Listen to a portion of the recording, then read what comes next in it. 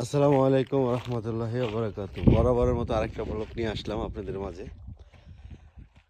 এক সৌদির বাসা দেখেন, বিগত 100-150 বছর আগের বাসা। তাদের জীবন লাইফস্টাইল কতটা কঠিন ছিল।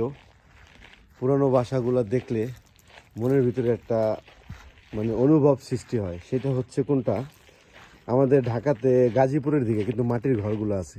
দেখেন তাদের লাইফস্টাইলগুলা আজ থেকে 100-150 বছর আগে তারা কিভাবে বসবাস করতো, কত শান্তিপূর্ণভাবে তারা ছিল। দেখছেন, এগুলো কিন্তু প্রত্যেকটা ঘর, এগুলো ঘর কিন্তু মাটি দিয়ে আর খড় দিয়া তৈরি করা। মাশাল্লাহ মাশাল্লাহ, দেখছেন।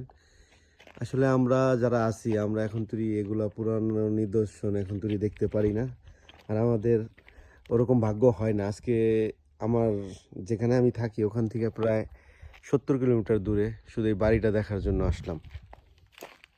দেখছেন, মাশাল্লাহ।